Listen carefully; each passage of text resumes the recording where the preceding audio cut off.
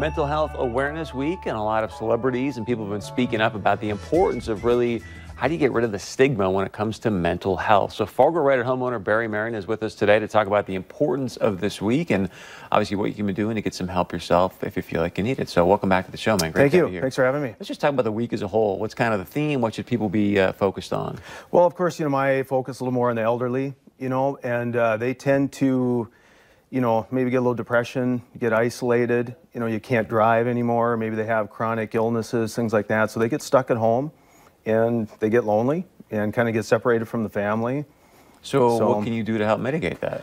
Well, I think the big thing is just to recognize the signs, so if you do have a loved one that is in that situation, if they're starting to feel blue and down, maybe you see that their eating habits are changing a little bit, maybe they're complaining about aches and pains, they're talking suicide, that's a bad one, or maybe they're abusing, alcohol or drugs. So if you see those signs, don't be embarrassed about it. Just, try to reach out to your primary doctor or some other professional health person and try to get some help. But like you said, also if they're isolated, people may not see those signs. So oftentimes the onus is on the person to go, hey, I think I'm having some challenges, but it's tough. I mean, we're all pretty stoic here in this area. And so what are your suggestions to go, hey, I need some help? You just got to ask. I think it's like 1 in 5 has some form of mental illness. And I read the CDC, and it seems high, but 25% of seniors commit suicide, primarily males, 85 and older.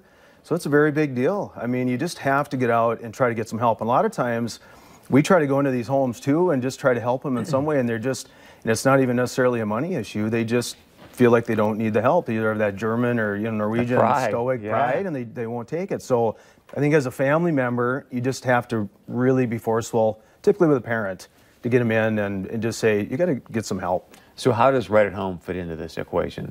Well, we go into the homes and just try to keep, first of all, if there's some changes in conditions and so forth, we can associate with that. Then we can let the doctors know if things happen. But we can, we work with dementia as another form of the mental illness. We see a lot of that in elderly, and everyone may get that, at some point in their life. They live long enough. We go in the homes.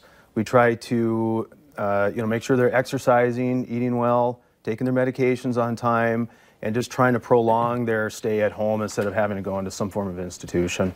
Good stuff. Anything else you want to add, sir? Not much. Just don't be embarrassed about it. If you feel like you or a loved one, or especially a parent, has got some kind of mental issues, get into a professional and get help right away. Good stuff. How do people get a hold of you? We're at fargohomecare.com here in Fargo, and you can call us anytime. We're always there. All right, Barry, thank you very much. We appreciate it. Mental Health Awareness Week. Be on the lookout for that. When we come back, we're going to give you a little Friday dose of motivation. Stay with us.